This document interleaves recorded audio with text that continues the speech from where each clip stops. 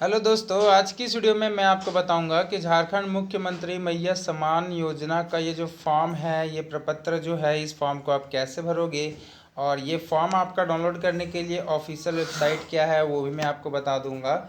आपका जो official website रहने वाला है MMMSY.झारखंड, जैसे ही आप लिखोगे गूगल या क्रोम ब्राउज़र पे, उसके बाद दोस्तों आपको एक पेज ऑफिशियल वेबसाइट देखने को मिल जाएगा, जहाँ से आप जो है उस वेबसाइट में जा कर के इस फॉर्म को डाउनलोड कर सकते हैं। नीचे ही आपको डाउनलोड का ऑप्शन भी देखने को मिल जाएगा। हालांकि ये फॉर्म जब आपका देखो, ये अप्लाई कब से होगा सो भी मैं बता देता हूँ। ये पेंशन चालू कब से होने वाला है, तो अभी मुझे सीएससी से जहाँ तक मुझे जानकारी मिली है तो 3 अगस्त, जी हाँ दोस्तों, आज मैं ये वीडियो बना रहा हूँ तो आज के बाद आने की परसों 3 अगस्त से लेकर के आपका जो 10 अगस्त का जो डेट है, उस डेट को आपका ये फॉर्म अप्लाई होगा। आने की 3 अगस्त से लेकर के 10 अगस्त तक आपका ये जो फॉर्म है वो आपका भराना चालू होगा। और भरने के बाद जो पेमेंट की बात कही गई है वो लगभग आपको सितंबर माह के अंतिम दिनों से आपको जो 1000 रुपये का जो आपका पेंशन है वो मिलना स्टार्ट हो जाएगा। फॉर्म भराने से पहले डॉक्यूमेंट्स की मैं थोड़ा सा चर्चा कर लेता हूँ कि जो सबसे इम्पॉर्टेंट चीज़ है डॉक्यूमेंट ही होने वाली है। सबसे पहले आपका जो डॉक्यूमेंट बनेगा वो रहेगा, आपका आधार कार्ड जो है वो लगेगा।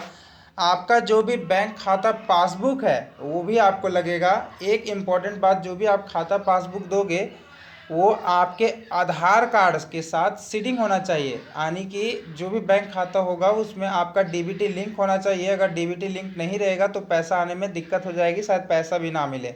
आपके पास आपका राशन कार्ड या बीपीएल कार्ड आपके पास होना अनिवार्य है। आपका पास आपका राशन कार्ड होना चाहिए।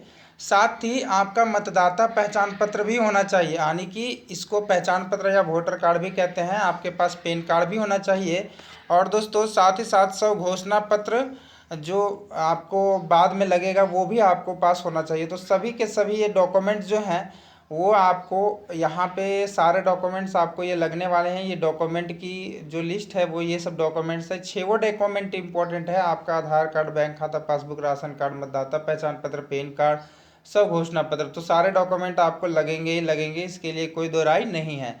तो मैंने आपको दो चीज़ बता दी, डॉक्यूमेंट क्या लगेगा वो भी बता दिया, और दूसरी बात बताइए आपको कि आपका जो अप्लाई कब से कब तक होगा, यानी कि आपको मैंने बता भी दिया है 3 अगस्त से लेकर के आपको 10 अगस्त तक इसकी एप्लीकेशन जो है। और एज लिमिट वही है दोस्तों, 21 से 50 साल, इसमें कोई चेंजेस नहीं है। तो अब मैं आपको बताता हूँ इस फॉर्म को आप कैसे भर पाओगे।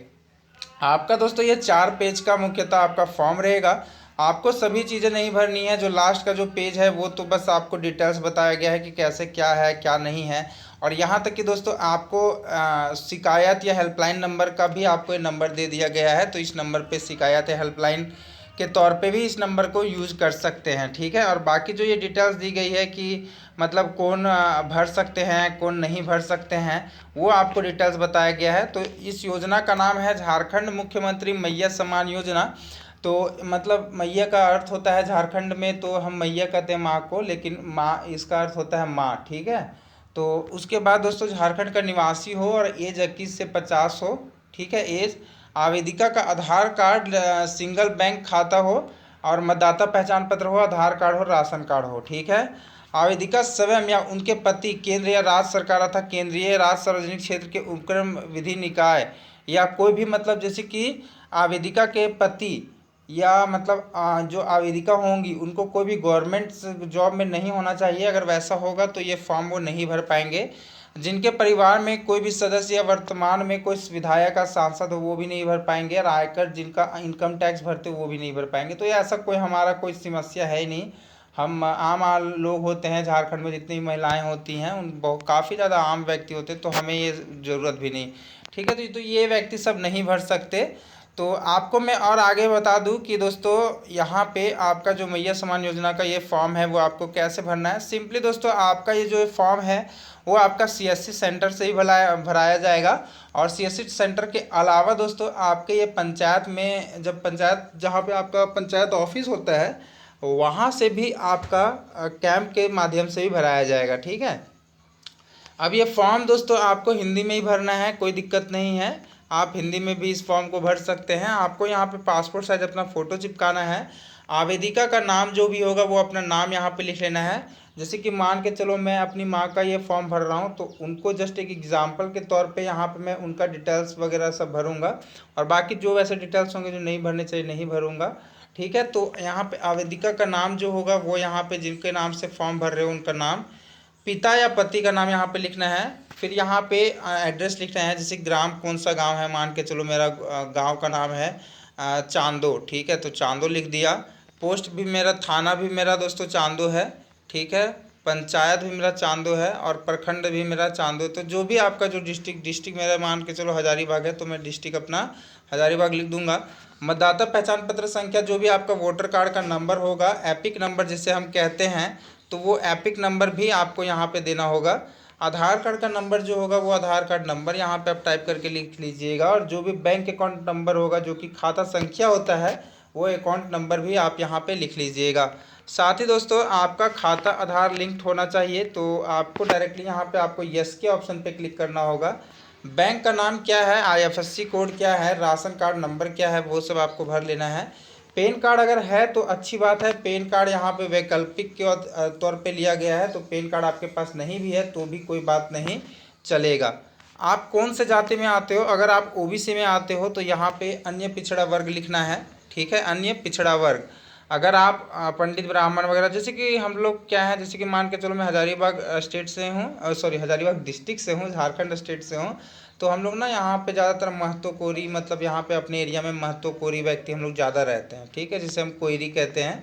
तो यहाँ पे हम अन्य पिछड़ा वर्ग में आते हैं, तो हम लिखेंगे यहाँ पे अन्य पिछड़ा वर्ग। मान लो कोई SC में आता है तो अनुसूचित जाति, और कोई ST में आता है तो अनुसूचित जनजाति। आयु क्या है, आयु आपको लिख लेना है, जन्म तिथि जो है पूरा डाल देना है। आवेदिका का पहचान चिन्ह क्या है, जैसे शरीर पे कहीं कट का निशान होगा, जैसे कि मेरी माँ के चेहरे पे एक छोटा सा गाल पे छोटा सा एक कट का निशान है, तो मैं यहाँ पे लिख दूंगा एक कट मार्क, मतलब कि गाल पर एक छोटा सा कट का निशान, ऐसे लिख दूंगा। अगर आप ये फॉर्म इंग्लिश में भर रहे होंगे तो आपको लिखना है ये cut mark in on face, ऐसे करके आप लिख सकते हैं। आवेदिका का मोबाइल नंबर जो होगा, मोबाइल नंबर आप यहाँ पे डाल दीजिएगा। आवेदिका जो है विवाहित हैं, शादीशुदा हैं, तो हाँ के ऑप्शन पे टिक मार्क कीजिएगा। आवेदिका का स्थिति, तो इसमें आपको कुछ भी आपको भरने की ज़रूरत नहीं है। जिनके पति का देहांत वगैरह हो जाता है, जो तलाकशुदा हो जाते हैं, उनको ये भरने की ज़रूरत होती है। अब हम यहाँ पे नीचे आएंगे तो सिंपली जो है आवेदिका का हस्ताक्षर जो है यहाँ पे आप अंगूठा लगा दीजिएगा या सिग्नेचर कर दीजिएगा। जिस दिन फॉर्म भर रहे हो उस दिन का डेट आपको यहाँ पे डाल देना है। सब घोषणा पत्र जो होगा दोस्तों, आपको यहाँ पे सब घोषणा अपना भी करना है। तो फिर आपको यहाँ पे आवेदिका का नाम, जिनका भी फॉर्म भर रहे हो, जैसे मैं अपनी माँ का नाम से फॉर्म भर रहा हूँ तो मैं अपनी माँ का नाम यहाँ पे लिखूँगा।